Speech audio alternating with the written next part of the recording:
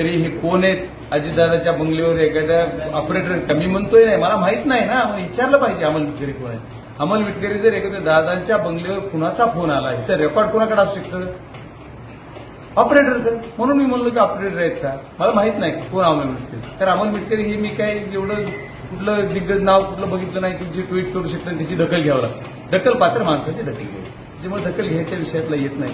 त्याच्यामुळे हा विषय काय नाही. त्यांनी आणखी काहीतरी ट्विट ही केलेलं बघितलं, व्हिडिओ दाखवला माझ्या पीईनी मला का, की त्यांनी कुठंतरी म्हणलं की हे यांच्या संपर्कात आहे, ती त्यांच्या संपर्कात आहे, हे इकडे येणार.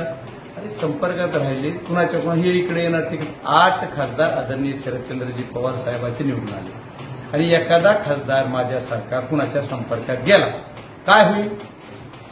त्याला पब्लिक तर मारेनच. माझ्या घरात मला वडील मारतील, माझी बायको मला नाश्त्याला द्यायची नाही, एवढी परिस्थिती होईल. एवढंच नाही, लॉ पॉईंटवर कुणाला येता येते कुणाच्या संपर्कात? तर ज्यांचा एखादा खासदार आहे त्याला आमच्या आदरणीय शरदचंद्रजी पवार साहेबांच्या संपर्कात येता येईल.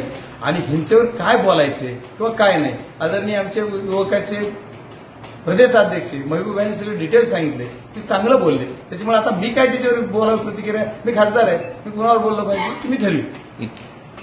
मला कुणाला काय राजकारण करायचं ते करू दे. विषय कुठं आहे की यांनी काय ट्विट केलं आणि त्याला काय उत्तर द्यायचं, त्याला उत्तर काय द्यायचं, कशामुळे द्यायचं उत्तर कशाला? ह्या विषयाला विनाकारण बगल देणे, विनाकारण कुठंतरी नेणे हा विषय वेगळा आहे. आदरणीय शरदचंद्रजी पवार साहेबांची जी ताकद या महाराष्ट्रात आहे, देशात आहे, देशानं बघितली, ते आदरणीय पवार साहेबांच्या विषयाच्या ताकद कुणाला पचवता येईल म्हणून कुठंतरी संभ्रम निर्माण करायचं काम. ओके, धन्यवाद.